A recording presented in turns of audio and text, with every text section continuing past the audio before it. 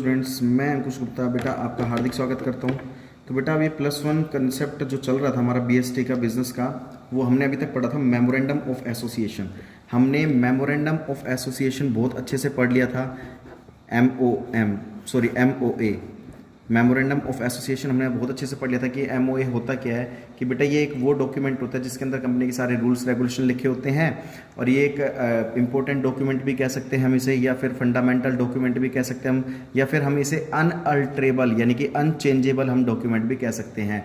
ये वो डॉक्यूमेंट होता है जिसके अंदर बिजनेस या कंपनी से रिलेटेड सारे रूल्स रेगुलेशंस लिखे होते हैं, जो हर कंपनी के लिए बाउंडेड होते हैं, हर कंपनी के लिए मैंडेटरी होते हैं, कंपलसरी होते हैं कि कंपनी जो भी खुलेगी तो उसको ये रूल्स मानने पड़ेंगे। अगर कोई भी कंपनी जो मेमोरेंडम ऑफ एसोसिएशन डॉक्यूमेंट में जो रूल दे दिए गए हैं, अगर कोई कंपनी अगर उन रूल्स को फॉलो नहीं करती है तो बेटा रजिस्ट्रार उसकी रजिस्ट्री कैंसिल कर देता है, वो कंपनी नहीं खुल सकती है।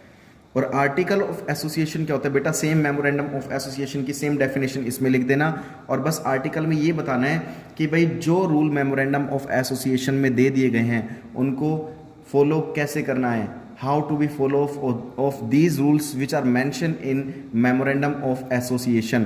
तो सेम मेमोरेंडम ऑफ एसोसिएशन की डेफिनेशन को इसके अंदर डिफाइन कर देना आर्टिकल ऑफ एसोसिएशन में। बस इसमें एक ये चीज़ देखनी है, how to follow these rules, मतलब हमें रूल्स को फॉलो कैसे करना है जो मेमोरेंडम ऑफ एसोसिएशन में दे दिए गए हैं। तो ये बात समझ में आ गई होगी बेटा आपको।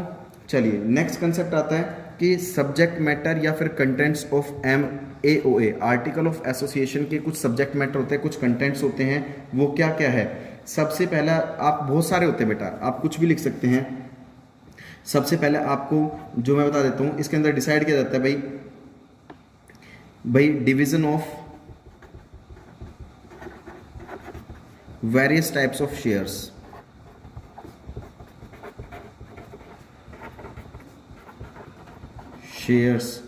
And rights of share holder. तो बेटा मैंने आपको बताया था इसमें क्या कह रहा है कि इसके अंदर आर्टिकल ऑफ एसोसिएशन के अंदर हमें शेयर्स के टाइप्स को बताना होता है। शेयर कितने टाइप्स के होते हैं बेटा? दो टाइप्स के होते हैं, एक तो इक्विटी शेयर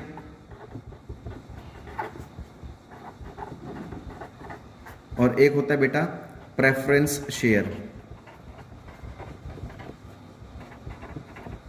ठीक है, हमें इन दो में डिवाइड करना होता है, इक्विटी शेयर और प्रेफरेंस शेयर में। ठीक है, और इसके अंदर यह भी डिसाइड किया जाता है कि राइट्स मतलब अधिकार कि एक शेयर होल्डर्स के क्या क्या अधिकार है। देखो कंपनी के मालिक कौन होते हैं? कंपनी के मालिक शेयर होल्डर्स होते हैं। आपसे कोई पूछ ले who is the owner of the company, the share holder is the real owner of the company, मतलब कंपनी के मालिक के अधिकार क्या क्या है वो भी इसके अंदर डिसाइड किया जाएगा सब्जेक्ट मैटर के अंदर। सेकेंडली जो आता है बेटा इसके अंदर ये देखेंगे voting right of members, voting rights of भाई जो कंपनी में काम करने वाले हैं उन मेंबर्स के क्या क्या वोटिंग राइट्स है, उनको किस किस चीज़ के वोट करने का किस तरीके से अधिकार है उनका। ठीक है, ये चीज़ भी इसके अंदर डिसाइड की जाएगी। तीसरा पॉइंट जो बेटा आता है वो लिख सकते हो आप कुछ भी, procedure of for winding up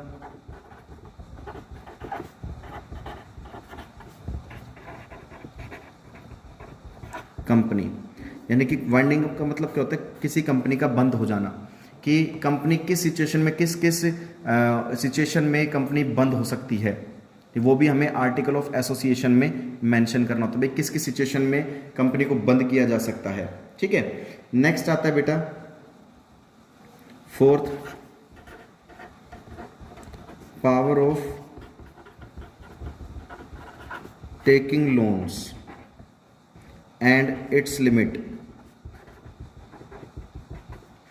article of association में ये भी साफ साफ डिसाइड कर दिया जाएगा कि किस किस कंपनी को लोन लेने की पावर होती है। ठीक है, और कितने लिमिट तक वो लोन ले सकते हैं, तो बेटा इसके अंदर ये भी मेंशन किया जाएगा। ठीक है, फिफ्थ पॉइंट हम लेके चल रहे हैं।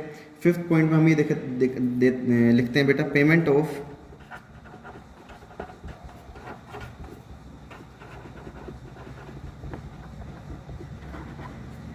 कमीशन, कि हमें अपने जो ब्रोकर्स होते हैं, अंडर राइटर्स होते हैं, ब्रोकर्स कौन होते हैं बेटा, जो मीडिएटर्स होते हैं, जो दलाली का काम करते हैं, जो कंपनी के मीडिएटर्स होते हैं, जो कंपनी का प्रोडक्शन जो गुड्स है वो मार्केट तक भी पाते हैं, उनको कितनी पेमेंट दी जाएगी, कितना कमीशन दिया जाएगा, ठीक है, और किस किस सिचुएशन में उनको कमीशन दिया जाएगा।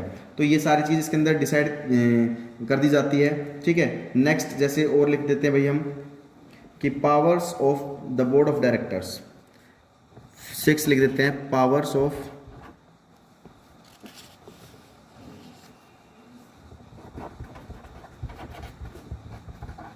The board of directors.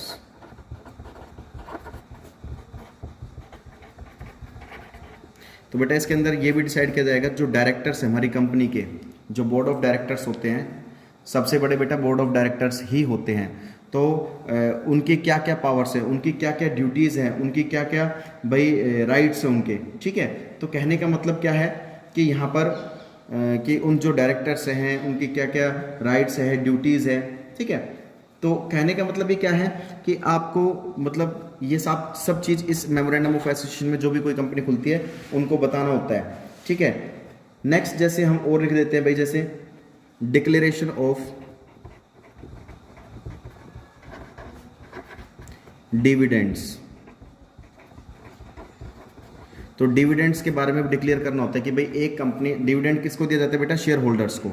Dividend किसको दिया जाता है, शेयर होल्डर्स को। तो एक कंपनी अपने शेयर होल्डर्स को डिविडेंड कब कब देगी, किस किस सिचुएशन में देगी, कब कब डिक्लेयर करेगी, वो भी चीज़ इसके अंदर डिसाइड कर दी जाती है। तो बेटा कुछ इस तरह के पॉइंट्स होते हैं, आप 7-8 पॉइंट याद कर लोगे तो आपको इजिली याद ये हो जाएंगे। नेक्स्ट कंसेप्ट जो आता है बेटा, प्रोस्पेक्टस। प्रोस्पेक्टस क्या होता है मैं बता देता हूँ आपको। प्रोस्पेक्टस एक तरीके से एक डॉक्यूमेंट ही होता है, इस तरीके का डॉक्यूमेंट होता है, और कंपनी कब इशू करती है, जब बेटा कंपनी को पैसों की ज़रूरत होती है तो वो प्रोस्पेक्टस इशू करती है। प्रोस्पेक्टस में क्या क्या होता है, कंपनी से रिलेटेड बेटा सारी डिटेल्स होती है। मैं आपको पहले ही बता चुका हूँ, मेरी लास्ट वीडियो में आपको बता चुका हूँ कि प्रोस्पेक्टस क्या होता है और ये कंपनी कब इशू करती है। बेटा प्रोस्पेक्टस हमेशा पब्लिक में इशू किया जाता है, इशू इन, ये पब्लिक में इशू किया जाता है। कब इशू करते हैं इसको, जब कंपनी को किसकी जरूरत होती है, नीड ऑफ फाइनेंस की। जब कंपनी को पैसों की जरूरत होती है तो कंपनी क्या करती है कि ये प्रोस्पेक्टस को इशू करती है, ठीक है। तो जिसके अंदर कंपनी से रिलेटेड सारी डिटेल्स होती है, कंपनी के अंदर कितने डायरेक्टर्स हैं, कितने मेंबर्स हैं, कितने वर्कर्स हैं, कितनी मशीनरीज हैं, कितने शेयर होल्डर्स हैं, शेयर होल्डर्स को डिविडेंड कब कब दिया जाता है, कंपनी को कितने रुपए की रिक्वायरमेंट है, ठीक है। कंपनी के अंदर भाई कितने फर्नीचर है, कंपनी की कैपिटल कितनी है, कंपनी ने किस किस से कर्जा ले रखा है, कंपनी को पिछले साल कितना प्रॉफिट हुआ था, मतलब सारी चीज इसके अंदर मेंशन करती है। और बेटा प्रोस्पेक्टस ओनली कौन सी कंपनी ही इशू कर सकती है, only public company. Prospectus only कौन सी कंपनी इशू करती है, पब्लिक कंपनी ही इशू करती है इसको, प्राइवेट कंपनी को कोई भी अधिकार नहीं होता है, ये ध्यान रखना इस चीज का। तो सबसे पहली बात तो ये प्रोस्पेक्टस था जो आपको अच्छे समझ में आ गया होगा। इसके बाद फॉर्म्स पढ़ते हैं इसके हम, forms of prospectus. Forms of prospectus पढ़ते हैं हम कि फॉर्म्स ऑफ प्रोस्पेक्टस के अंदर भाई हम क्या क्या इंक्लूड करते हैं। सबसे पहले प्रोस्पेक्टस के अंदर देखो मैंने बताया था कंपनी क्या क्या मेंशन करेगी इसके अंदर।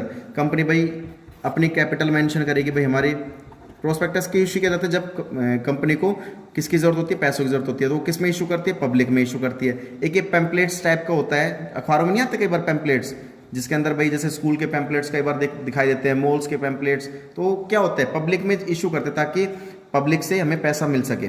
तो उसको प्रोस्पेक्टस में, कंपनी को प्रोस्पेक्टस में क्या क्या मेंशन करना होगा, अपने भाई हमारी टोटल हमने कितनी पूंजी लगा रखी है, need of finance, need of finance, company को कितने रुपए की जरूरत है, ठीक है। तीसरी बात लिस्ट ऑफ डायरेक्टर्स, डायरेक्टर में हमारी कंपनी में कितने डायरेक्टर्स हैं ये मेंशन करना होगा। Fourth list of share holders, हमारी कंपनी में शेयर होल्डर्स कितने हैं, ठीक है। नेक्स्ट बात आती है भाई फिफ्थ अंडर राइटर्स, बेटा अंडरराइटर्स कौन होते हैं? जो कंपनी के शेयर्स को पब्लिक में बिकवाते हैं, वो अंडरराइटर्स कहलाते हैं। अंडरराइटर्स कौन होते हैं? जो कंपनी के शेयर्स को पब्लिक में बिकवाते हैं। ठीक है भाई, हमारी कंपनी में प्रमोटर्स कितने हैं और कौन है, उसका नाम और एड्रेस ये भी बताना पड़ता है। एड्रेस तो नहीं लेकिन नाम बताना पड़ता है, हु इज प्रमोटर्स। ठीक है, कंपनी की जितनी भी डिटेल्स है, डिटेल्स ऑफ बिजनेस, वो भी हमें मेंशन करनी पड़ती है। ठीक है, नेक्स्ट आता है प्रॉपर्टी एक्वायर्ड, या फिर हम ये देखते हैं कि प्रॉपर्टी एक्वायर कर लेते हैं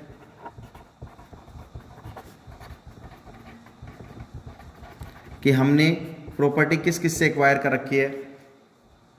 बिजनेस की पूरी डिटेल हमें एक प्रोस्पेक्टस के अंदर मेंशन करनी होती है जब किसी कंपनी को जब हमें किसी कंपनी को पैसों की जरूरत होती है तो बेटा प्रोस्पेक्टस इशू करती है। प्रोस्पेक्टस के अंदर बेटा ये सारी चीजें मेंशन करनी होती है, तभी उसको पब्लिक से कुछ पैसा मिल पाता। नहीं तो कोई भी पब्लिक ऐसे मुंह उठा के किसी कंपनी को पैसा नहीं दे देगी, उधार लोन नहीं दे देगी, कोई बैंक भी नहीं देता। तो उससे पहले प्रोस्पेक्टस इशू करना पड़ता है। प्रोस्पेक्टस कौन इशू कर सकते हैं? Only public company, private company को कोई भी अधिकार नहीं होता है। तो बेटा इसी के साथ आपका ये चैप्टर खत्म हुआ। तो नेक्स्ट वीडियो आप इसको आपको फेयर नोटबुक में करना है, चेक भी करवाना है। ठीक है, नेक्स्ट वीडियो में नेक्स्ट पार्ट के साथ मैं फिर मिलूंगा। तब तक के लिए सेफ रहिए, सुरक्षित रहिए। जय हिंद, जय भारत।